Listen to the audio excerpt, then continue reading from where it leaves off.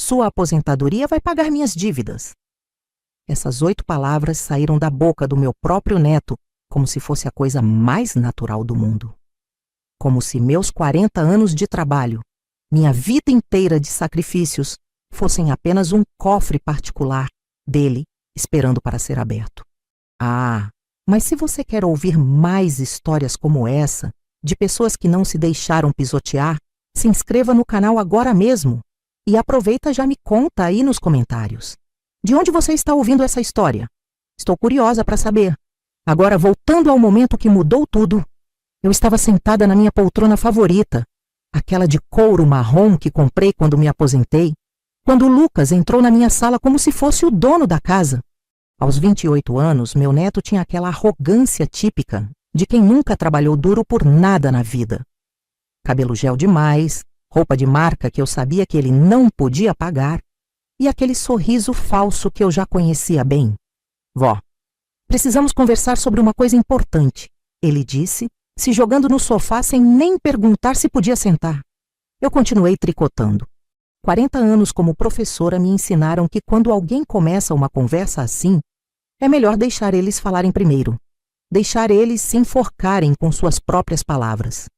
Sabe, vó, eu estou numa situação meio complicada. Ele começou olhando para os lados como se estivesse procurando as palavras certas. Umas pessoas muito perigosas estão atrás de mim por causa de umas dívidas que eu contraí. Minhas mãos continuaram tricotando, mas meus ouvidos estavam mais atentos que nunca. E aí eu pensei, sua aposentadoria vai pagar minhas dívidas. É só um empréstimo, vó. Eu pago de volta assim que conseguir me reorganizar. O silêncio que se seguiu foi ensurdecedor.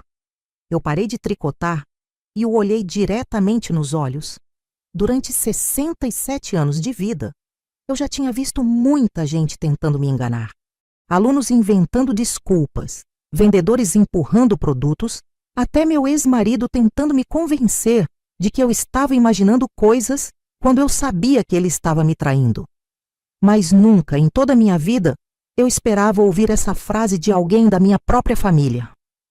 Lucas continuou falando, explicando como seria fácil para mim transferir o dinheiro para ele, como eu nem sentiria falta, porque aposentada não gasta muito mesmo. Cada palavra que saía da boca dele era como uma punhalada no meu coração. Mas eu não disse nada, não discuti, não gritei. Em vez disso, me levantei calmamente. Caminhei até a estante onde eu guardava meus documentos importantes e tirei uma pasta. De dentro dela, peguei um papel dobrado e voltei para a sala. Coloquei o papel em cima da mesa de centro, bem na frente dele, e me sentei de volta na minha poltrona. Lucas olhou para o papel sem entender. "O que é isso, vó?" "Abra e veja", eu disse com uma voz tão calma que até eu mesma me surpreendi. Ele desdobrou o papel e foi como assistir à transformação de uma pessoa em tempo real. O rosto dele mudou na hora. A cor sumiu das bochechas, os olhos se arregalaram. E pela primeira vez desde que chegou, ele pareceu realmente assustado. Era um boletim de ocorrência, registrado 3 semanas antes, por tentativa de estelionato contra idoso. "Vó, eu posso explicar." "Não precisa explicar nada", eu disse, ainda com aquela calma que vinha de quem estava preparada para esse momento há muito tempo. "Eu já sei de tudo." O silêncio voltou a reinar na sala. Mas agora era um silêncio diferente. Não era mais eu sendo intimidada por ele. Era ele percebendo que tinha subestimado completamente a mulher errada. Eu esperei por esse momento durante semanas. E agora que ele finalmente havia chegado, eu me sentia mais preparada do que nunca. Mas para entender por que eu estava tão preparada, por que eu tinha aquele boletim de ocorrência pronto e esperando, preciso contar como tudo começou. Os pedidos começaram pequenos, inocentes, como sempre acontece com quem quer nos enganar. Tudo começou há cerca de 6 meses, numa tarde de domingo depois do almoço em família. Lucas tinha vindo me visitar, coisa que ele não fazia há tempos, e eu fiquei genuinamente feliz em vê-lo. Meu único neto, filho da minha filha que mora em São Paulo, sempre foi meio distante, mas naquele dia ele parecia diferente, mais carinhoso, mais atencioso. Vó, você está com uma cara ótima. A aposentadoria te fez bem, ele disse, me dando um abraço demorado. E essa casa? Nossa, que cheiro bom de bolo! Eu tinha feito bolo de fubá, aquele que ele adorava quando era criança. Servimos café, conversamos sobre a vida, sobre como estava se virando em Belo Horizonte, onde tinha ido tentar a sorte nos negócios. Tudo muito normal, muito carinhoso. Foi quando ele estava saindo que veio o primeiro pedido. Ah, vó, posso te pedir um favorzinho? Ele disse, já com a mão na maçaneta. É que eu estou com um probleminha no cartão. O banco está demorando para resolver e eu preciso pagar uma conta importante amanhã. Você poderia me emprestar R$ 200? É só até a semana que vem. R$ 200. Para uma aposentada que recebe 2 salários mínimos, não era uma quantia absurda. E ele era meu neto, minha família. Claro que eu emprestei. Obrigado, vó, você é demais. Na semana que vem eu trago de volta, prometo. A semana que vem virou 2 semanas. 2 semanas viraram 1 mês. Quando eu perguntei sobre o dinheiro, ele sempre tinha uma desculpa pronta. O banco ainda não tinha resolvido, o cliente atrasou o pagamento, o sócio sumiu com uma parte do dinheiro. Mas sempre vinha com flores, com um presentinho, com aquele sorriso que me derretia o coração. O segundo pedido veio 2 meses depois. R$ 500 dessa vez. Vó, você me salvou da última vez. Agora é uma emergência maior. O carro quebrou e eu preciso dele para trabalhar. Sem o carro, eu não consigo ganhar dinheiro para te pagar o que já devo. A lógica parecia fazer sentido. Como ele ia me pagar se não conseguisse trabalhar? Emprestei os 500, que também nunca voltaram. O terceiro pedido foi o que começou a acender uma luzinha vermelha na minha cabeça. R$ 1.000. Para investir numa oportunidade única que ia multiplicar o dinheiro. Vó, confia em mim. Em 2 meses eu te devolvo tudo com juros. Você vai ver que seu neto não é nenhum perdedor. Foi aí que eu comecei a prestar atenção nos detalhes. As roupas caras que ele sempre usava. O relógio novo no pulso. O perfume importado que eu sentia quando ele me abraçava.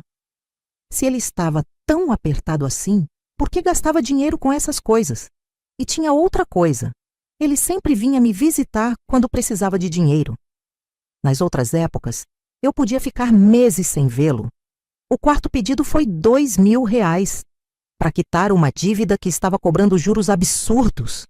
Dessa vez eu hesitei. Lucas, filho, você já me deve mais de R$ 1.700. Quando você pretende começar a me pagar? A reação dele foi a primeira bandeira vermelha real. Em vez de ficar constrangido ou pedir desculpas, ele ficou irritado. Vó, eu não acredito que você está cobrando isso de mim. Sou seu neto. Família não cobra família. Você tem dinheiro sobrando aí? Qual é o problema? Dinheiro sobrando. Essa frase ficou ecoando na minha cabeça por dias. Foi quando ele começou a falar sobre minha aposentadoria com uma frequência que me incomodava. Nossa, vó, que bom que você tem uma aposentadoria garantida todo mês. Deve ser uma tranquilidade saber que o dinheiro sempre vai estar entrando. Ou então, aposentada é que é bom, né, vó? Não precisa se preocupar com conta para pagar, o dinheiro vem automaticamente. Cada comentário desses era como uma agulhada. Ele estava estudando minha situação financeira, mapeando meus recursos. O quinto pedido chegou 3 semanas depois. R$ 5.000. É a última vez, vó, prometo. Depois disso eu consigo me organizar e pago tudo de uma vez. R$ 5.000 era quase metade da minha aposentadoria de 2 meses. Dessa vez eu disse não. A máscara começou a cair naquele momento. Ele não gritou, não fez escândalo, mas a frieza no olhar dele me gelou por dentro. Era como se ele estivesse calculando, planejando. Tudo bem, vó, eu entendo. Você precisa pensar no seu futuro mesmo. A forma como ele falou seu futuro me deu arrepios. Parecia quase uma ameaça. Nos dias seguintes, ele começou a ligar com mais frequência, sempre perguntando como eu estava, se eu precisava de alguma coisa, se eu não estava me sentindo sozinha naquela casa grande. Vó, você já pensou que pode acontecer alguma coisa com você aqui sozinha? Uma queda, um mal súbito? Quem ia te ajudar? Eram perguntas que pareciam demonstrar preocupação, mas o tom dele A insistência me deixava inquieta. Foi numa dessas ligações que eu ouvi algo que mudaria tudo. Ele tinha esquecido de desligar o telefone depois de me dar tchau. E eu ouvi ele conversando com alguém. Ela ainda não topou emprestar a grana grande, mas é questão de tempo. Velha teimosa. Mas quando ela entender que não tem escolha... A ligação foi cortada, mas eu já tinha ouvido o suficiente. Foi quando descobri o que ele realmente planejava fazer comigo. O que ouvi naquela conversa ao telefone me fez entender que eu não era uma avó sendo ajudada pelo neto. Eu era uma vítima sendo preparada para um golpe. Depois daquela ligação cortada, fiquei 3 dias sem conseguir dormir direito. As palavras, quando ela entender que não tem escolha, ecoavam na minha cabeça como um sino de alarme. Que escolha? Do que exatamente Lucas estava falando? Na quarta-feira seguinte, resolvi agir. Liguei para minha vizinha, Dona Helena, que sempre foi muito observadora, e perguntei se ela tinha notado algo estranho na minha rua ultimamente. Ah, Regina, que bom que você perguntou. Tem um rapaz que fica dando volta na quadra de carro há uns dias. Às vezes para aqui na frente da sua casa e fica mexendo no celular. Pensei que fosse algum entregador perdido, mas meu sangue gelou. Lucas estava me vigiando, estudando minha rotina. Naquela mesma tarde decidi fazer um teste. Liguei para ele e inventei que tinha machucado o pé, que estava com dificuldade para andar. Ai, que pena, vó! Você deveria ter mais cuidado. Nessa idade qualquer coisa pode ser perigosa, ele disse. Mas no tom de voz dele havia algo que não era compaixão. Era quase satisfação. Você quer que eu vá aí te ajudar? Posso passar no mercado, comprar suas coisas? Não precisa, filho. Já pedi para Dona Helena me ajudar. O silêncio do outro lado da linha durou tempo demais. Dona Helena? A vizinha intrometida? Vó, você precisa tomar cuidado com essas pessoas. Elas podem se aproveitar de você. Interessante. Ele estava preocupado com a vizinha se aproveitar de mim, mas não com ele próprio me devendo quase R$ 8.000. No sábado seguinte, Lucas apareceu na minha casa sem avisar. Trazia uma sacola de compras e aquele sorriso falso de sempre. Trouxe umas coisas para você, vó. Vi que você estava meio machucada. Enquanto ele guardava as compras na cozinha, aproveitei para observar seus movimentos. Ele abriu todos os armários, olhou dentro da geladeira com mais atenção do que o necessário, até passou a mão por cima dos potes onde eu guardava dinheiro para emergências. Nossa, vó, você tem muita comida guardada aqui. Aposto que gasta pouco mesmo com essas coisas. Mais uma vez, ele estava calculando meus gastos, minha sobra mensal. Lucas, eu disse testando as águas, você sabe que um dia eu posso precisar ir para um lar de idosos, né? Se eu ficar doente, sem condições de me cuidar, os olhos dele brilharam de uma forma que me deu nojo. Vó, não fala uma coisa dessas, você está ótima, tem muitos anos pela frente ainda. E se um dia precisar de cuidados, eu mesmo posso cuidar de você. Mas você tem sua vida, seus negócios. Que negócios, vó? Estou quebrado mesmo. Se fosse para cuidar de você, eu poderia morar aqui, né? Dividir as despesas. Ali estava. O plano dele estava ficando claro. Primeiro, ele me isolaria das outras pessoas, como tentou fazer com Dona Helena. Depois, se mudaria para minha casa, para cuidar de mim. E aí, com acesso total aos meus documentos e movimentação bancária. E como ficaria minha aposentadoria nesse arranjo? Perguntei, fingindo inocência. Ah, vó, essas coisas a gente resolve. Eu poderia ajudar você a administrar melhor o dinheiro. Às vezes vocês, idosos, não sabem lidar bem com essas coisas modernas de banco, cartão. Pronto. Estava tudo explicado.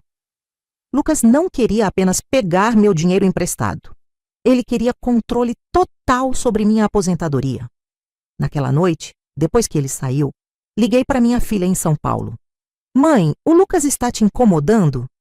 Ele me ligou semana passada perguntando sobre sua aposentadoria, querendo saber quanto você recebe. Meu coração disparou. Ele estava investigando minha situação financeira com minha própria filha. O que você disse para ele? Nada demais, mãe. Só que você se vira bem. que tem uma aposentadoria boa. Por quê? Aconteceu alguma coisa? Expliquei rapidamente a situação para ela. Os empréstimos nunca pagos, os comentários estranhos, a sensação de estar sendo vigiada. Mãe, isso é muito sério. Esse tipo de golpe contra idosos está cada vez mais comum. Você precisa se proteger. No domingo seguinte, procurei na internet casos similares ao meu. O que encontrei me deixou horrorizada. Histórias de idosos que perderam tudo para parentes manipuladores. Pessoas que assinaram procurações achando que estavam sendo ajudadas. Aposentadorias inteiras desviadas para contas de familiares, cuidadores. Uma frase de um advogado especialista no assunto me marcou. O golpe do falso cuidador é um dos mais cruéis, porque explora não apenas a vulnerabilidade financeira do idoso, mas também sua carência afetiva. Era exatamente isso que Lucas estava fazendo comigo. Usando minha carência de ter a família por perto, meu amor de avó, para me manipular. Na terça-feira tomei coragem e fui até a delegacia mais próxima. Conversei com um policial que me explicou como funcionavam esses esquemas. Senhora, o que a senhora está descrevendo é um padrão. Primeiro, eles criam dependência financeira com empréstimos que nunca são pagos. Depois, começam a investigar o patrimônio da vítima. O terceiro passo é o isolamento. Afastar a pessoa de vizinhos, amigos, outros familiares. Por último, eles se apresentam como a única opção de cuidado, mas, na verdade, assumem controle total sobre a vida financeira do idoso. O que eu posso fazer para me proteger? Documente tudo. Grave conversas se possível. Registre boletim de ocorrência dos primeiros sinais de ameaça. E, principalmente, nunca assine procuração ou dê acesso às suas contas bancárias para ninguém, nem família. Saí da delegacia com uma certeza. Lucas tinha subestimado completamente a mulher que ele estava tentando enganar. Naquele momento, decidi que ele estava mexendo com a pessoa errada. Enquanto ele pensava que eu era uma presa fácil, eu estava construindo minha fortaleza de proteção. Depois da conversa na delegacia, voltei para casa com um plano claro na cabeça. Se Lucas queria jogar o jogo da manipulação, ele ia descobrir que uma professora aposentada com 40 anos de experiência, lidando com gente desonesta, sabia jogar também. A primeira coisa que fiz foi ligar para o Dr. Maurício, um advogado especialista em direito previdenciário, que uma amiga tinha me recomendado anos atrás. Marquei uma consulta para o dia seguinte. Dona Regina, ele me disse depois que expliquei toda a situação. A senhora tomou a decisão certa ao vir aqui. Casos como o seu são mais comuns do que imagina. Vamos blindar sua aposentadoria de todas as formas possíveis. Ele me explicou sobre procurações fraudulentas, sobre como alguns golpistas conseguiam acessar benefícios de idosos usando documentação falsificada. E, principalmente, como me proteger legalmente. Primeiro, vamos fazer uma declaração autenticada em cartório, estabelecendo que a senhora é plenamente capaz de administrar seus bens e que qualquer tentativa de terceiros assumirem controle sobre sua aposentadoria sem sua autorização, expressa e consciente, deve ser considerada crime. Assinei todos os documentos necessários. Autentiquei cópias dos meus documentos pessoais e guardei os originais em um cofre no banco. Criei uma senha especial para qualquer movimentação bancária acima de R$ 500. Mas isso era só o começo. Durante toda aquela semana, sempre que Lucas ligava, eu anotava tudo. Horário da ligação, o que ele dizia, o tom de voz que usava. Comecei a perceber um padrão. Ele sempre ligava quando achava que eu estava mais vulnerável. Final da tarde, quando a solidão aperta. Domingo de manhã, quando a saudade da família fica mais forte. Vó, como você está? Não está se sentindo muito sozinha aí? Estou bem, Lucas. Por quê? Ah, é que às vezes eu fico preocupado. Você já tem uma idade, mora sozinha. Qualquer coisa pode acontecer. Anotei tudo. A preocupação falsa, a ênfase na minha idade, a tentativa de me fazer sentir insegura na minha própria casa. Na quinta-feira, ele apareceu de novo sem avisar. Dessa vez eu estava preparada. Antes que ele chegasse, liguei para a dona Helena e pedi para ela ficar atenta. Também coloquei o gravador de voz do meu celular para funcionar discretamente. Vó, você parece tensa. Está tudo bem? Ele perguntou assim que entrou. Estou ótima, Lucas. Por que não estaria? Sei lá. Você anda meio estranha. Será que não está na hora de pensar em ter alguém por perto? Alguém da família para te ajudar? Lá vinha ele de novo com a mesma conversa. Ajudar com o quê, exatamente? Ora, vó, com as coisas do dia a dia. Mercado, banco, essas burocracias chatas. Você sabe que eu ficaria feliz em cuidar dessas coisas para você? Que tipo de burocracias? Ah, sei lá. Receber sua aposentadoria, pagar suas contas, administrar seu dinheiro de um jeito mais inteligente. Bingo. Estava tudo gravado. E como seria essa administração mais inteligente? Perguntei, fingindo interesse. Os olhos dele brilharam. Ó, vó, você poderia me dar uma procuração simples só para facilitar. Aí eu cuido de tudo, você não precisa mais se preocupar com nada. E ainda sobra mais dinheiro no final do mês. Sobra mais dinheiro como? Porque eu entendo de investimentos, essas coisas. Posso fazer seu dinheiro render mais. Você ganha. Eu ganho uma pequena comissão pelo trabalho. Todo mundo sai ganhando. Ali estava a confissão completa. Ele queria procuração sobre minha aposentadoria para investir meu dinheiro e ganhar comissão. Claro que no final das contas, quem ia ficar com tudo seria ele. É uma ideia interessante, Lucas. Deixa eu pensar, tá? Claro, vó. Pensa com carinho. É uma oportunidade boa para nós dois. Depois que ele saiu, ouvi a gravação 3 vezes. Estava tudo lá. A tentativa de conseguir procuração, a promessa de administrar minha aposentadoria, até a menção à comissão que ele ganharia. No dia seguinte, voltei na delegacia e registrei o primeiro boletim de ocorrência formal. Tentativa de estelionato contra idoso. Anexei a gravação e todos os documentos que tinha coletado. O delegado me parabenizou pela organização das evidências. Dona Regina, a senhora fez tudo certinho. Tem gravação, tem documentação, tem testemunha. Isso aqui é um caso sólido. Mas eu sabia que Lucas não ia desistir fácil. Ele tinha investido tempo demais no plano dele para simplesmente aceitar um não. Nos dias seguintes, intensifiquei a preparação. Conversei com meu gerente no banco e estabeleci uma senha que só eu sabia para qualquer transação. Pedi para eles me ligarem imediatamente se alguém tentasse acessar minha conta ou fazer qualquer alteração. Também comecei a documentar tudo o que acontecia ao redor da minha casa. O carro que Dona Helena tinha visto passou mais 2 vezes na semana. Anotei a placa, o horário, tirei foto. Fortaleci minha rede de proteção. Além de Dona Helena, conversei com seu João, o porteiro do prédio da esquina, que sempre me cumprimentava quando eu passava. Pedi para ele ficar de olho e me avisar se visse movimentação estranha na minha rua. Dona Regina, fique tranquila. Aqui no bairro a gente se protege. Qualquer coisa esquisita eu aviso. Também liguei para minha filha em São Paulo e expliquei toda a situação detalhadamente. Ela ficou horrorizada. Mãe, eu não fazia ideia de que ele estava planejando isso. Desculpa por ter dado informações sobre você para ele. Não se culpe, filha.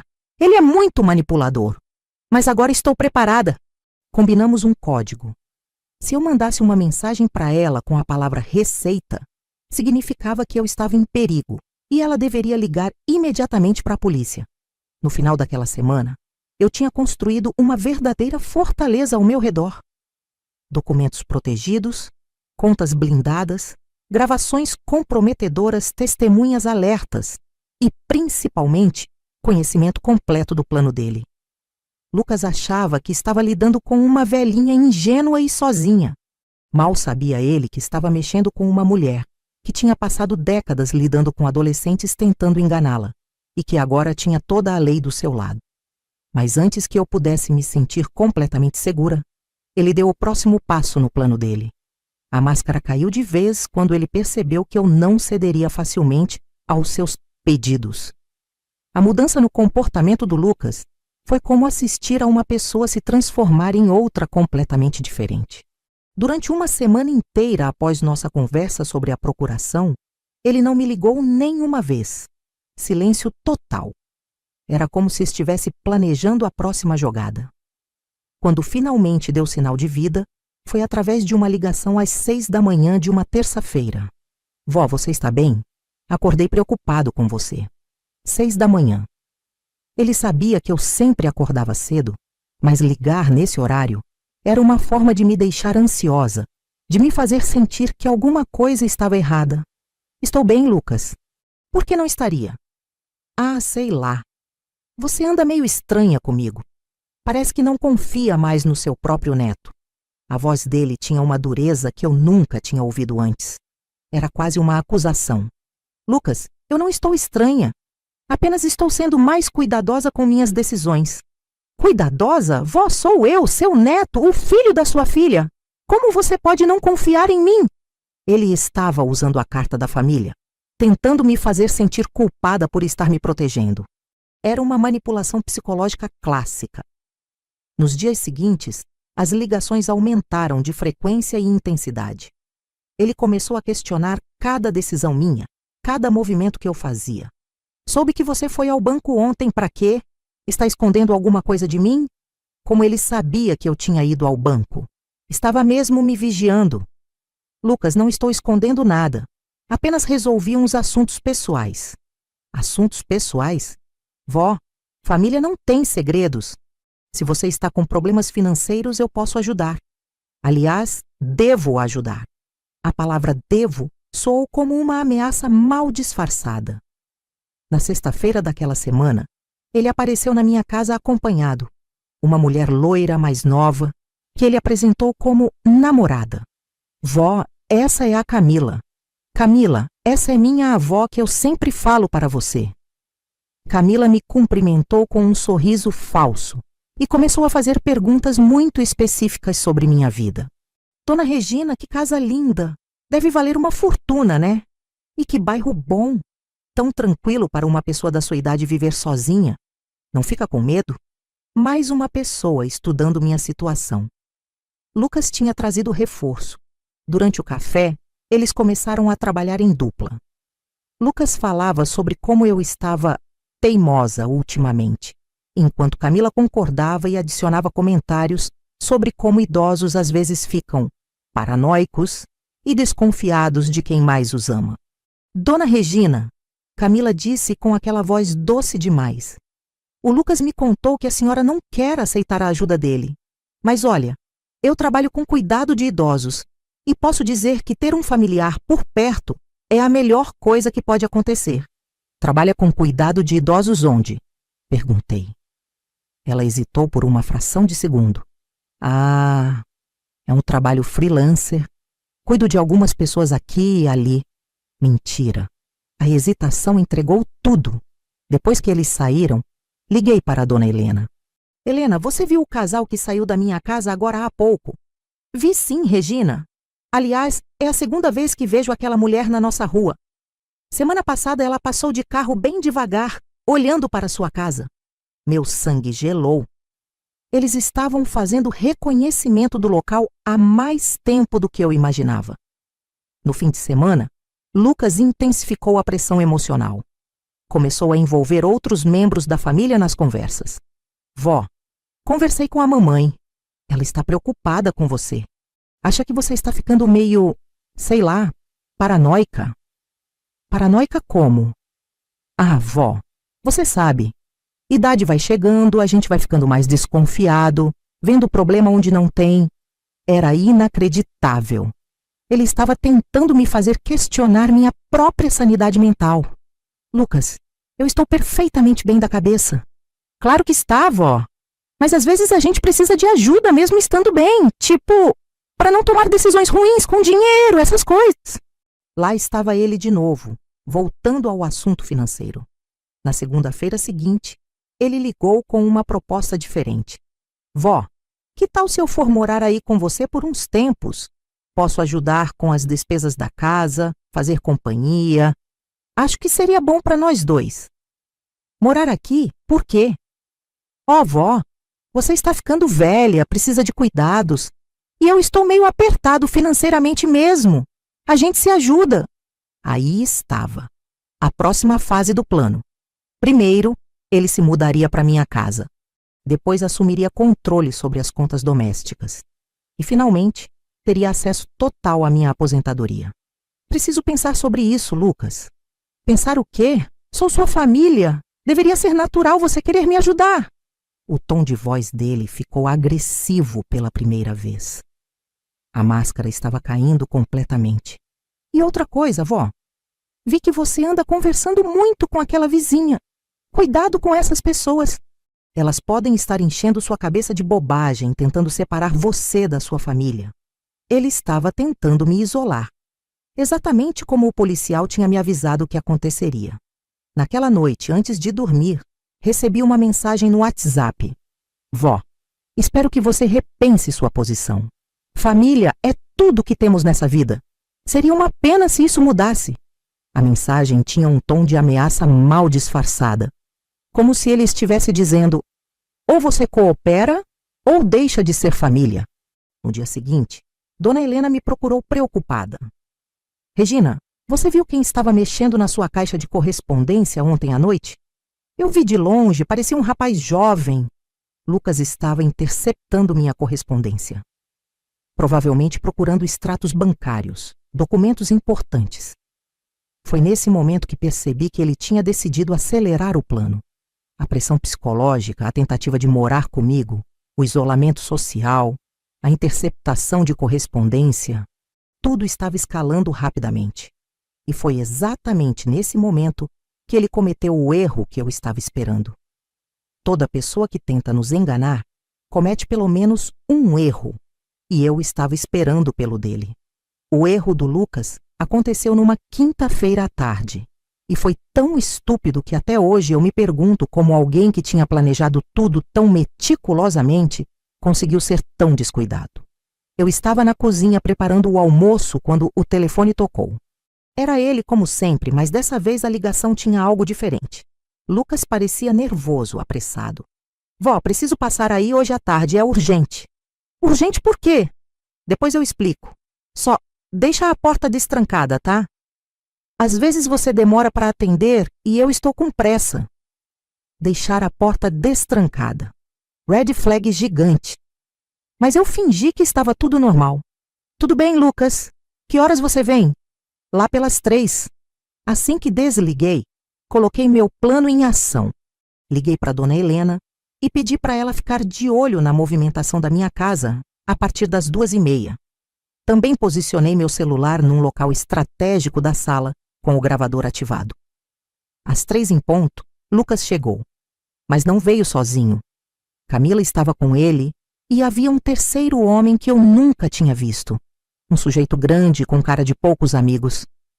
Vó, esse é o Roberto, um amigo meu. Ele vai nos ajudar com umas coisas. Ajudar com que coisas?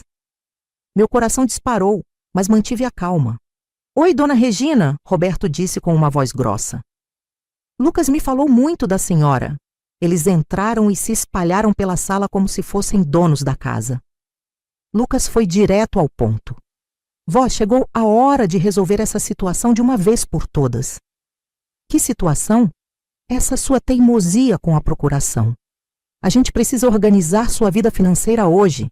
Lucas, eu já disse que vou pensar. Não, vó. Você já pensou demais. Agora é hora de agir. Camila tirou alguns papéis da bolsa. Dona Regina, trouxemos tudo pronto. É só a senhora assinar aqui, aqui e aqui. Eram documentos de procuração. Eles tinham vindo com tudo preparado para me forçar a assinar. Eu não vou assinar nada que não li antes. Vó, Lucas disse. E pela primeira vez o tom dele foi abertamente ameaçador. Você não entende. Não é mais uma opção. Você vai assinar. Roberto se levantou da cadeira e deu um passo na minha direção. É isso mesmo, Dona Regina. Melhor não complicar as coisas. Foi aí que Lucas cometeu o erro fatal. Ele tirou o celular do bolso e ligou para alguém. Achou que tinha colocado no viva voz, mas na verdade estava com o alto-falante ligado. Toda a conversa ecoou pela sala. E aí, conseguiu?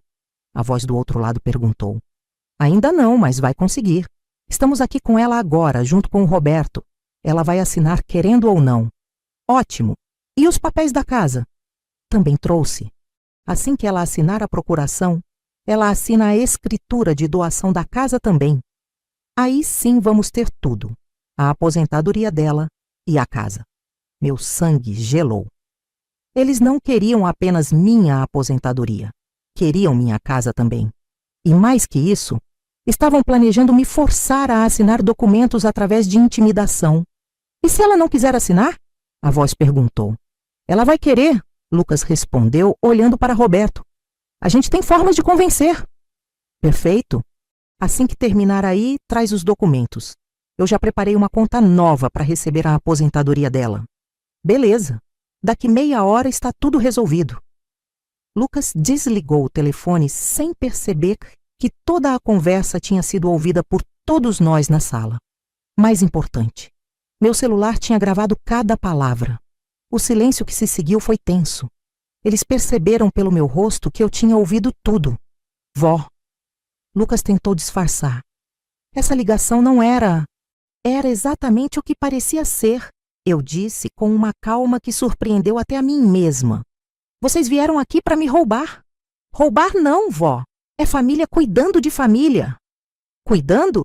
Vocês estão planejando roubar minha aposentadoria e minha casa.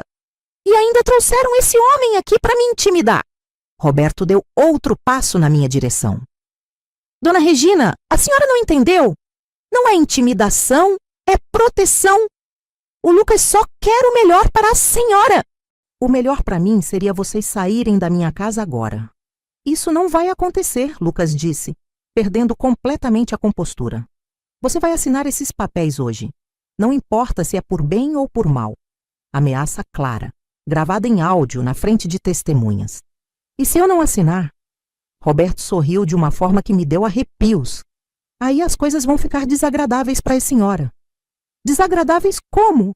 Senhora, na sua idade qualquer coisa pode acontecer. Uma queda, um acidente. Seria uma pena se a senhora se machucasse justamente agora que o Lucas está querendo ajudar.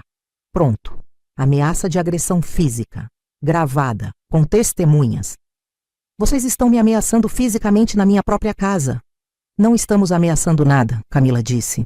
Estamos apenas explicando os fatos da vida. Os fatos da vida? Sim. O fato de que a senhora está velha, sozinha e precisa da proteção da família. E se a família não pode proteger, bem, outras pessoas podem não ser tão cuidadosas. Mas ameaças, tudo gravado. Lucas se aproximou de mim com os papéis na mão. Agora chega de conversa, vó. Você vai assinar isso aqui e acabou. Foi exatamente nesse momento que o erro dele se completou. Em toda a sua arrogância, em toda a sua certeza de que tinha me encurralado, Lucas esqueceu de um detalhe fundamental. Ele havia confessado todo o plano criminoso em áudio, na frente de 3 pessoas dentro da minha casa. E mais que isso, ele tinha acabado de me ameaçar fisicamente, usando um capanga para me intimidar. Toda a evidência que eu precisava para destruir completamente o plano dele estava agora gravada no meu celular. Ele tinha cometido o erro que eu estava esperando há semanas. E agora, era minha vez de agir. Paciência é uma virtude que aprendi ao longo dos anos, e ela seria minha maior arma. Enquanto Lucas se aproximava de mim com os papéis na mão e aquela expressão de quem achava que tinha vencido, eu respirei fundo e fiz algo que ele jamais esperaria. Sorri. Tudo bem, Lucas, você ganhou. Ele parou no meio do caminho desconfiado. Roberto e Camila trocaram olhares confusos. Ganhou o quê, vó? Você tem razão. Eu estou velha, sozinha, e realmente preciso de ajuda para cuidar das minhas coisas. Vou assinar os papéis. A expressão dele mudou instantaneamente. Um sorriso de vitória se espalhou pelo rosto. Eu sabia que você ia entender, vó. É assim que tem que ser. Mas antes de assinar, eu disse, ainda com aquela calma que vinha de quem estava completamente no controle da situação. Deixa eu só pegar meus óculos de leitura. Estão lá no quarto. Claro, vó, vai buscar. Enquanto caminhava em direção ao quarto, meu coração batia acelerado, mas não de medo. Era de expectativa. Durante todas aquelas semanas de preparação, eu havia imaginado esse momento diversas vezes. E agora, ele finalmente havia chegado. No quarto, abri a gaveta da mesa de cabeceira onde guardava documentos importantes. Lá estava ele. O segundo boletim de ocorrência que eu tinha registrado na semana anterior, depois das primeiras ameaças diretas de Lucas. Mas não era só isso que estava na gaveta. Havia também cópias de todos os documentos que o doutor Maurício havia preparado, comprovando minha plena capacidade mental e estabelecendo que qualquer tentativa de terceiros assumirem controle sobre meus bens seria crime. E havia uma terceira coisa. Um pequeno gravador digital que minha filha tinha me dado, programado para ativar automaticamente e enviar o áudio gravado diretamente para o celular dela em São Paulo. Um sistema de segurança que nós duas tínhamos combinado caso algo assim acontecesse. O gravador estava ativo desde o momento que eles entraram na minha casa. Minha filha já tinha ouvido toda a conversa e, seguindo o nosso protocolo de emergência, já havia acionado a polícia. Voltei para a sala com o boletim dobrado na mão, escondido atrás dos óculos. Pronto, eu disse, sentando na poltrona. Agora sim posso ler direito esses documentos. Lucas praticamente pulou de alegria. Perfeito, vó! Você vai ver que é tudo muito simples. Peguei os papéis e comecei a ler em voz alta, propositalmente devagar. Era exatamente o que eu esperava. Documentos de procuração completa sobre minha aposentadoria e uma escritura de doação da minha casa para o nome de Lucas. Nossa, eu disse, fingindo surpresa. Isso aqui é bem abrangente. Você quer controle total sobre minha aposentadoria? É para seu bem, vó. Assim você não precisa se preocupar com nada. E a casa? Você quer que eu doe minha casa para você? É só uma formalidade, vó. Assim, se acontecer alguma coisa com você, a família não perde a propriedade. Entendi. E vocês acham mesmo que eu vou assinar isso? O silêncio que se seguiu foi absoluto. Lucas parou de sorrir. Como assim, vó? Você disse que ia assinar. Eu disse que vocês ganharam. Não disse que eu ia assinar. Vó, não complica as coisas. Você sabe o que pode acontecer se você não colaborar. Foi aí que tirei o boletim de ocorrência de trás dos óculos e coloquei em cima da mesa, bem na frente dos três. Sabem o que é isso? Lucas pegou o papel e leu. A cor sumiu do rosto dele instantaneamente. Boletim de ocorrência por tentativa de estelionato e ameaça contra idoso. Eu disse com uma voz firme. Registrado semana passada, depois das suas primeiras ameaças diretas. Roberto deu um passo atrás. Camila começou a guardar os papéis apressadamente na bolsa. Vó, isso aí é um mal-entendido? Mal-entendido? Lucas, eu tenho gravado toda a conversa de vocês aqui hoje. As ameaças, o plano para roubar minha aposentadoria e minha casa, as intimidações físicas. Está tudo documentado. Você não pode provar nada. Posso sim. Peguei meu celular e reproduzi um trecho da gravação. A voz do Lucas dizendo, ela vai assinar querendo ou não. E a gente tem formas de convencer. O silêncio na sala era ensurdecedor. E tem mais, eu continuei. Minha filha em São Paulo ouviu toda essa conversa em tempo real através de um sistema que instalamos. Ela já acionou a polícia. Devem estar chegando aqui a qualquer momento. Como se fosse um sinal do destino, naquele exato momento ouvimos sirenes se aproximando. Roberto foi o primeiro a entrar em pânico. Cara, você não me disse que a velha estava preparada. Eu estou fora! Ele correu em direção à porta, mas era tarde demais. Através da janela, vimos 2 viaturas policiais parando em frente à casa. Lucas, eu disse, olhando diretamente nos olhos do meu neto. Durante todas essas semanas que você esteve tentando me enganar, você cometeu um erro fundamental. Que erro? Você achou que por eu ser uma mulher de 67 anos, aposentada e morando sozinha, eu seria uma presa fácil. Esqueceu que eu passei 40 anos lidando com gente como você em sala de aula. Adolescentes que tentavam me enganar, me manipular, me intimidar. A campainha tocou. Eram os policiais. E esqueceu principalmente de uma coisa, eu disse, me levantando para abrir a porta. Eu tive tempo de sobra para me preparar para esse momento. Enquanto você achava que estava me enganando, eu estava construindo um caso sólido contra você. Abri a porta para os policiais. Eram 2 homens jovens, muito educados. Boa tarde, senhora. Recebemos uma denúncia de tentativa de extorsão neste endereço. Sim, oficiais. São essas 3 pessoas aqui. Tenho toda a evidência necessária. Gravações, boletins de ocorrência anteriores, documentos comprovando a tentativa de fraude. Lucas tentou uma última cartada. Oficiais, essa é minha avó. Ela está meio confusa mentalmente, sabe como é? Foi aí que tirei da mesa a declaração do Dr. Maurício, atestando minha plena capacidade mental, autenticada em cartório. Aqui está um laudo médico recente comprovando que estou em perfeita condição mental para administrar meus bens e tomar minhas próprias decisões. O policial mais velho olhou para Lucas com uma expressão de desaprovação total. Rapaz, tentativa de estelionato contra idoso é crime federal. E pelas evidências que a senhora apresentou, vocês estão numa situação muito complicada. Enquanto os policiais faziam as prisões, eu me sentei de volta na minha poltrona e respirei fundo.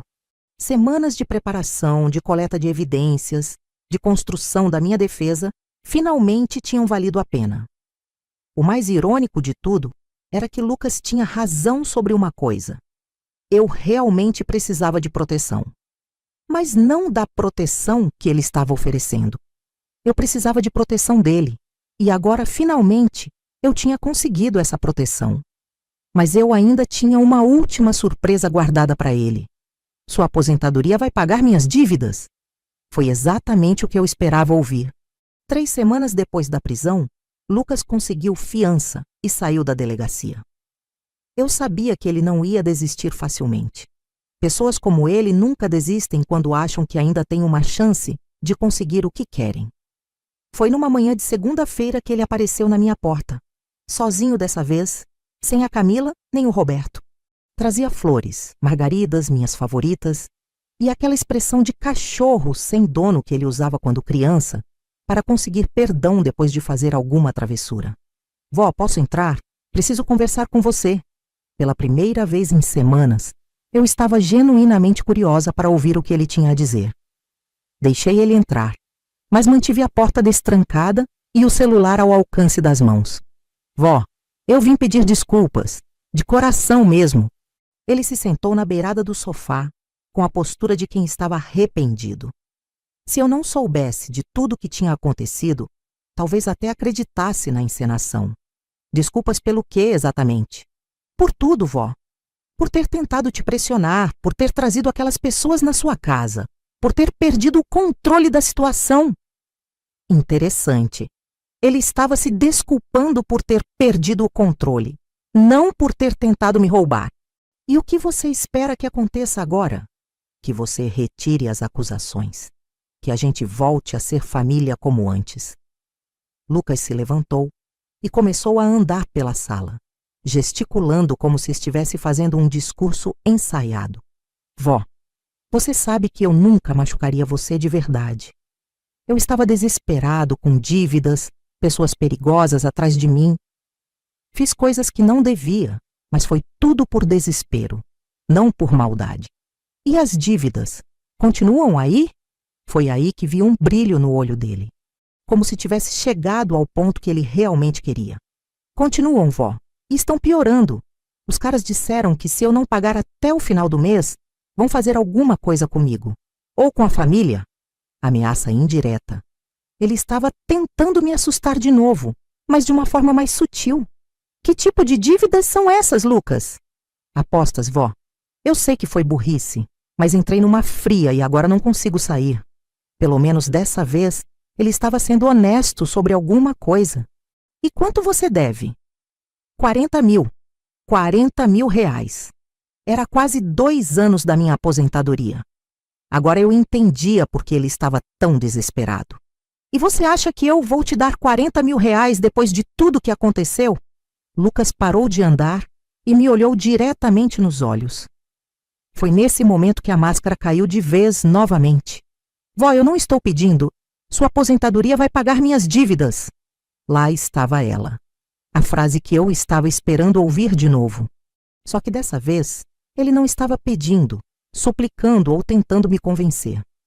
Ele estava afirmando como um fato. Como assim? É simples. Você vai retirar as acusações contra mim. E em troca, eu não conto para ninguém sobre aquelas coisas que você anda fazendo. Que coisas? Vó, não se faça de desentendida. Eu sei que você anda desviando dinheiro da aposentadoria. Contas em outros bancos, investimentos escondidos. Se a Receita Federal souber disso, você vai ter muito mais problemas que eu.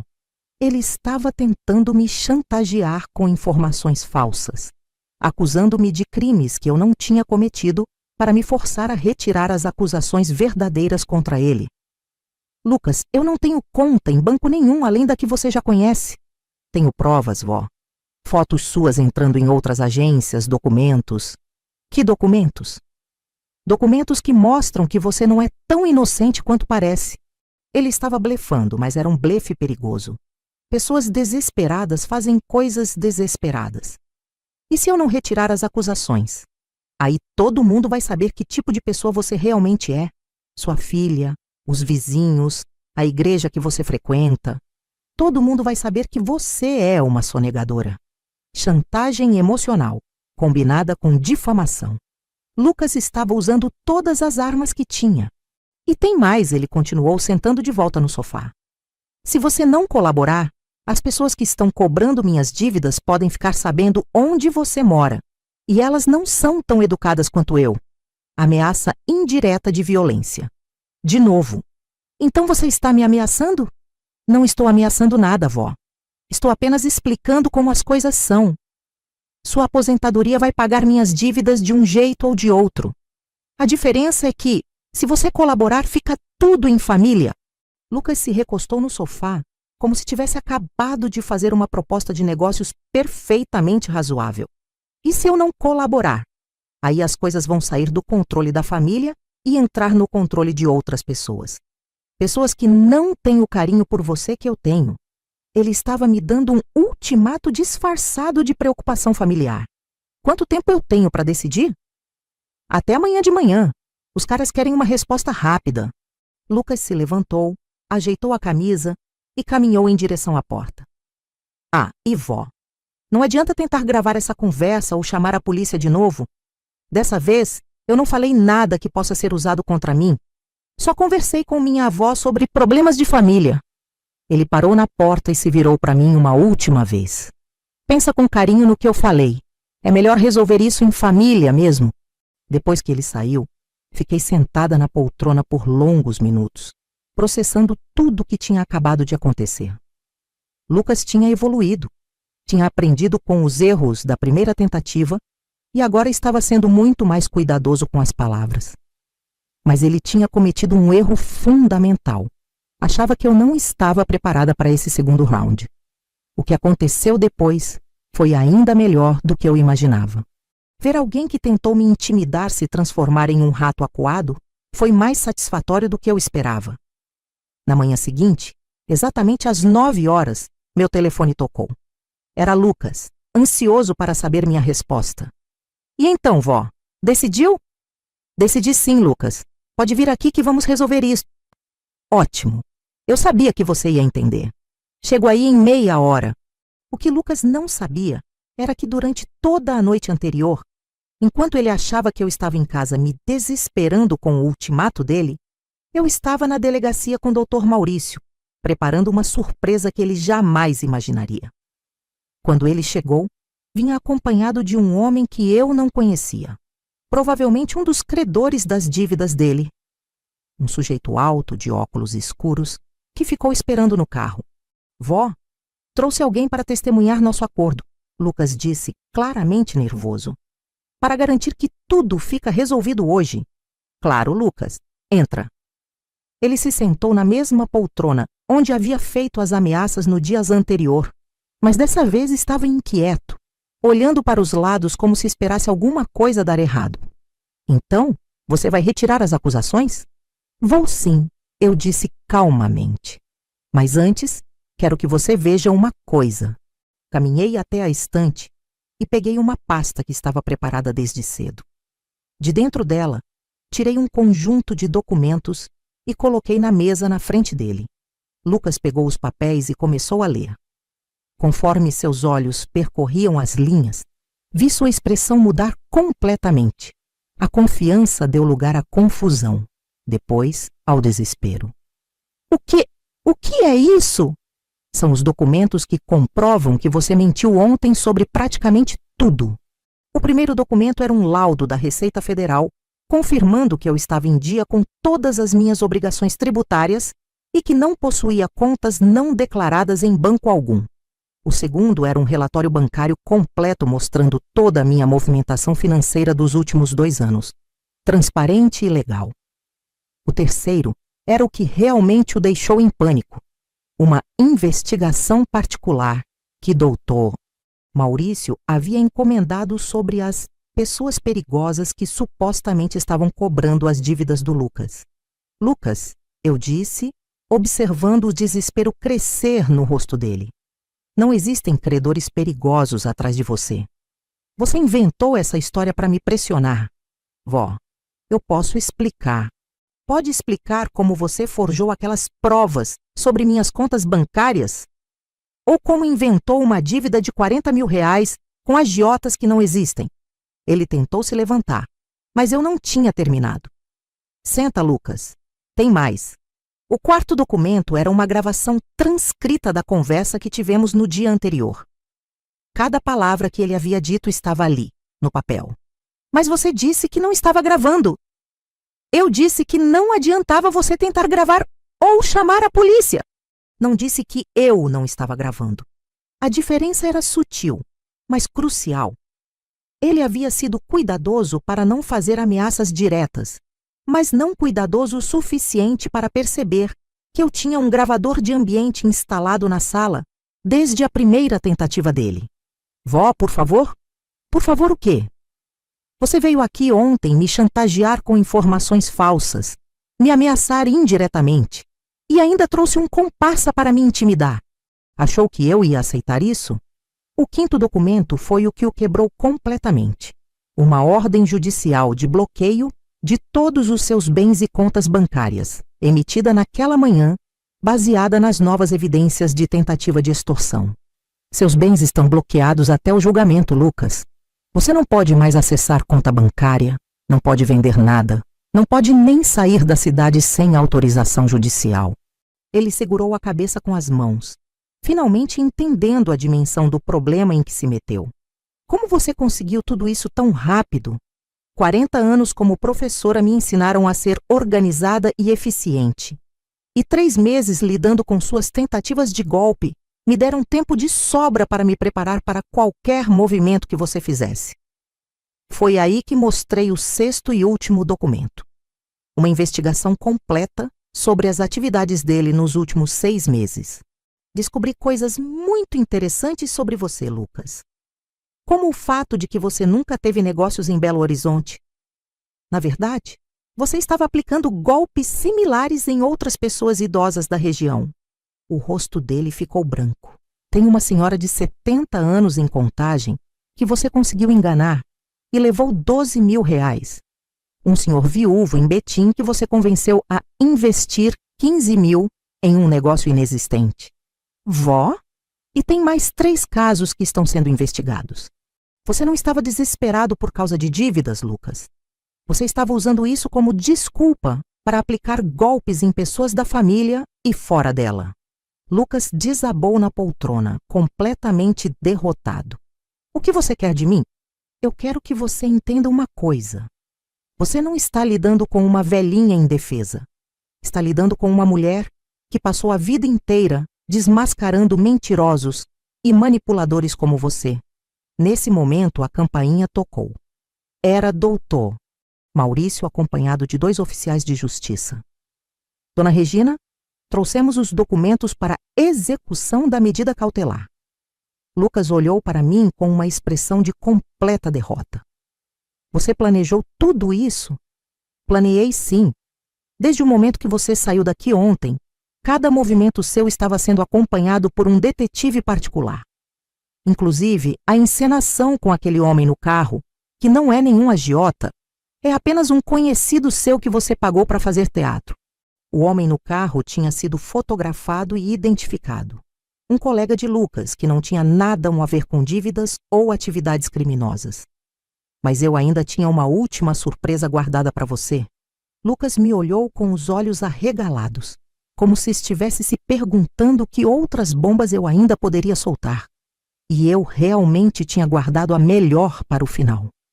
Depois de uma vida inteira sendo subestimada, era hora de mostrar que experiência vale mais que malícia. A última surpresa, eu disse, abrindo uma gaveta da estante que Lucas nunca tinha visto ser aberta, é que você não foi o primeiro neto golpista que eu enfrentei na vida. Tirei de dentro da gaveta um álbum de fotos antigo e coloquei na mesa na frente dele. Seu primo Marcelo, filho do meu outro filho, tentou aplicar um golpe parecido em mim há 5 anos. Também inventou dívidas, também trouxe gente para me intimidar, também quis minha procuração. Lucas folheou as fotos sem entender onde eu queria chegar. A diferença é que na época eu não estava preparada. Perdi R$ 8.000 para ele antes de descobrir que era golpe. Jurei para mim mesma que nunca mais seria enganada por ninguém da família.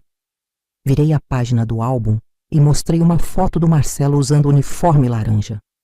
Ele está cumprindo pena há 3 anos por estelionato contra idoso. Não apenas contra mim, mas contra outras 6 pessoas da terceira idade que ele enganou usando o mesmo método. A expressão de Lucas era de quem estava vendo um fantasma. Depois daquilo, eu me especializei. Fiz cursos sobre direitos do idoso, aprendi sobre golpes financeiros, me tornei voluntária de uma ONG que orienta pessoas da terceira idade sobre como se proteger de familiares manipuladores. Doutor. Maurício sorriu e complementou. Dona Regina é uma das nossas consultoras mais experientes no assunto. Ela já ajudou a desmascarar mais de 20 casos similares ao seu. Então, quando você começou com aqueles empréstimos pequenos há 6 meses, eu continuei. Eu reconheci o padrão imediatamente. Você estava seguindo exatamente o mesmo roteiro do Marcelo. Lucas finalmente conseguiu falar. Você sabia desde o começo? Sabia. E deixei você continuar porque precisava coletar evidências suficientes para te parar definitivamente. Se eu te confrontasse no primeiro empréstimo, você simplesmente mudaria de estratégia ou iria tentar com outra pessoa da família. Peguei outro documento da pasta e mostrei para ele. Esta é uma rede de proteção que criamos entre famílias que já passaram por situações similares. Sua filha em São Paulo, minha nora em Brasília, 2 vizinhos aqui do bairro e 3 famílias da igreja fazem parte dela. Era uma verdadeira central de inteligência contra golpes familiares. Qualquer movimentação suspeita de qualquer membro da família é imediatamente comunicada para toda a rede. Por isso eu sabia quando você ligou para minha filha perguntando sobre minha aposentadoria. Por isso eu sabia quando você passou de carro na rua vigiando minha rotina. Por isso eu sabia sobre seus outros golpes em Contagem e Betim. As vítimas fazem parte da nossa rede de proteção. Lucas estava completamente derrotado, mas eu ainda não tinha terminado. E sabe qual é a melhor parte de tudo isso? Você vai ser usado como exemplo para outros golpistas. Como assim? Dr. Maurício explicou. Seu caso vai ser apresentado em palestras educativas para idosos em toda a região metropolitana. Vai servir para ensinar outras pessoas a reconhecer os sinais de familiares manipuladores. Suas gravações, seus métodos, seus erros. Tudo vai ser material didático para proteger outros idosos de pessoas como você. Lucas tentou uma última cartada desesperada. Vó, eu sou sua família. Você não pode fazer isso comigo. Família? Eu me levantei da poltrona e o encarei diretamente. Lucas, família não chantageia a família. Família não ameaça a família. Família não tenta roubar a aposentadoria de família. Você deixou de ser minha família no momento que decidiu me ver como uma vítima em potencial, em vez de como sua avó. Os oficiais de justiça se aproximaram. Era hora de executar as medidas judiciais. Lucas, eu disse enquanto eles preparavam os documentos, você cometeu 2 erros fundamentais nessa história toda. Que erros? Primeiro, achou que idade é sinônimo de fragilidade. Esqueceu que idade também é sinônimo de experiência. E o segundo? Segundo, achou que eu estava sozinha e indefesa. Na verdade, eu tenho uma rede de proteção mais forte que a sua rede de golpes. Naquele momento, a campainha tocou novamente. Era Dona Helena, acompanhada de seu João e mais 3 vizinhos que eu havia avisado sobre a situação. Regina, está tudo bem? Vimos a movimentação aqui e viemos ver se você precisa de alguma coisa. Está tudo ótimo, Helena. Apenas resolvendo uns problemas de família.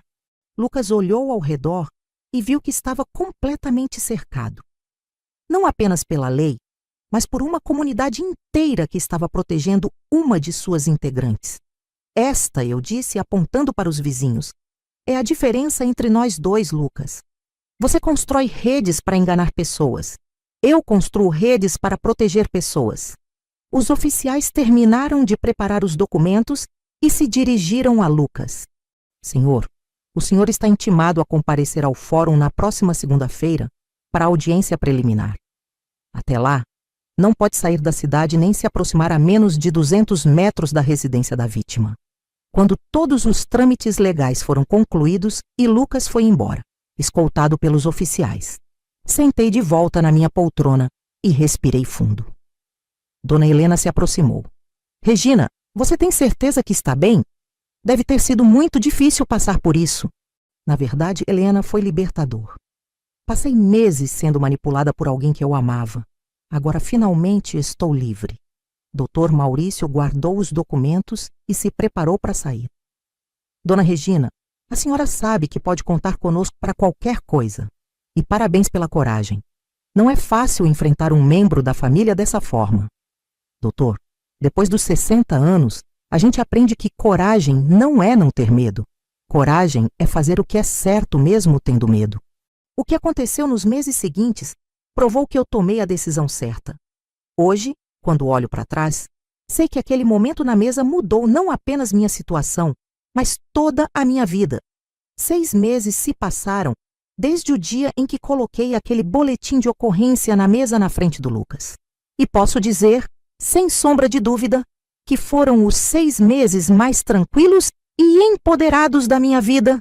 Lucas foi condenado a 3 anos de prisão em regime semiaberto por tentativa de estelionato, ameaça e formação de quadrilha. Sim, quadrilha, porque a investigação revelou que ele, Camila e Roberto faziam parte de um esquema maior que visava especificamente idosos com aposentadorias boas. A investigação descobriu que eles tinham uma lista com mais de 40 nomes de potenciais vítimas na região metropolitana. Meu nome estava marcado como prioridade alta, porque eu morava sozinha e tinha um perfil psicológico favorável. Traduzindo, eles achavam que eu seria fácil de manipular por carência afetiva. Como eles se enganaram. Roberto foi condenado a 2 anos por intimidação e coação. Camila, que se revelou ser a mentora intelectual do grupo, pegou 4 anos por liderar organização criminosa voltada para crimes contra idosos. Mas a melhor parte de tudo não foram as condenações. Foi o que aconteceu depois. A rede de proteção que criamos se expandiu. Hoje somos mais de 200 famílias espalhadas por Minas Gerais, todas conectadas e vigilantes contra golpes familiares. Temos um grupo no WhatsApp, reuniões mensais e até um protocolo de emergência para quando alguém suspeita que está sendo vítima de manipulação. Minha história virou caso de estudo na Delegacia de Proteção ao Idoso. Doutor Maurício me convidou para dar palestras em centros comunitários, igrejas e associações de aposentados. Já falei para mais de 3.000 pessoas sobre como se proteger de familiares golpistas. A frase que sempre marco nas palestras é: família verdadeira protege, não explora. Se alguém da sua família está tentando te pressionar financeiramente, essa pessoa deixou de ser família e se tornou criminosa. Dona Helena agora é minha parceira oficial nas palestras. Ela fala sobre a importância da vigilância comunitária e de como vizinhos podem ser a primeira linha de defesa contra golpes domésticos. Quando a gente se une para proteger nossos idosos, ela sempre diz: os golpistas não têm chance. A casa onde tudo aconteceu continua sendo minha fortaleza, mas agora é também um centro de orientação informal. Toda semana recebo visitas de pessoas que ouviram minha história e querem aprender a se proteger. Ensino técnicas simples, como documentar conversas suspeitas, como proteger documentos importantes, como criar redes de proteção familiar. Minha aposentadoria, que Lucas tanto queria controlar, hoje está mais segura do que nunca. Criei um fundo de emergência específico para ajudar outras vítimas de golpes familiares a pagarem advogados e custear investigações. É irônico, sempre digo. O dinheiro que ele queria roubar de mim hoje está sendo usado para proteger pessoas como eu. Minha filha em São Paulo passou a visitar muito mais frequentemente. Ela se sente culpada por não ter percebido as intenções do Lucas antes, mesmo eu explicando que ele era extremamente manipulador. Mãe, você virou minha heroína, ela me disse na última visita. Ver como você se defendeu sozinha me fez entender que subestimei sua força a vida toda. O relacionamento com o resto da família mudou completamente. Agora todos sabem que eu não sou mais aquela avó que aceita qualquer coisa em nome do amor familiar. Estabeleci limites claros e todos os respeitam. Não recebo mais pedidos de empréstimos sem garantia de devolução. Não recebo mais visitas de última hora com segundas intenções. E, principalmente, ninguém mais ousa questionar minha capacidade de cuidar de mim mesma. O curioso é que hoje eu me sinto mais próxima da minha família verdadeira do que antes, porque agora sei que quem está ao meu lado está por amor genuíno, não por interesse financeiro. Nas palestras, sempre conto sobre o momento em que coloquei o boletim na mesa. As pessoas ficam impressionadas com o planejamento, com a paciência, com a forma como transformei uma situação de vulnerabilidade em posição de força. Dona Regina, uma senhora me perguntou semana passada. Como a senhora teve coragem de enfrentar o próprio neto? Coragem eu sempre tive, respondi. O que eu precisava era de conhecimento e preparação. Quando você sabe seus direitos, quando você tem provas, quando você tem uma rede de apoio, a coragem vem naturalmente. Hoje, aos 68 anos, sou uma mulher completamente diferente da que era há 6 meses. Não por causa da idade, mas por causa da experiência. Aprendi que ser gentil não significa ser fraca, que amar a família não significa aceitar ser explorada, e que idade pode ser nossa maior força se soubermos usá-la. Lucas me ensinou uma lição valiosa, mesmo que não tenha sido essa a intenção dele. Me ensinou que eu sou muito mais forte do que imaginava. Se você está passando por uma situação similar, se alguém da sua família está te pressionando financeiramente, se você se sente sozinho e vulnerável, saiba que você não está. Procure ajuda. Documente tudo. Não aceite ameaças ou chantagens emocionais. E lembre-se sempre, sua dignidade vale mais que qualquer quantidade de dinheiro. Sua paz de espírito vale mais que qualquer relacionamento familiar tóxico. Ninguém, absolutamente ninguém, tem o direito de explorar você por causa da sua idade ou da sua situação. Não importa se é filho, neto, sobrinho ou qualquer outro parente. Família verdadeira protege. Todo o resto é crime. E se um dia alguém chegar na sua casa falando que sua aposentadoria vai pagar as dívidas de alguém, lembre-se da minha história. Lembre-se de que você tem direitos, tem força, tem valor. E, principalmente, lembre-se de que você nunca está sozinho na luta pela sua dignidade.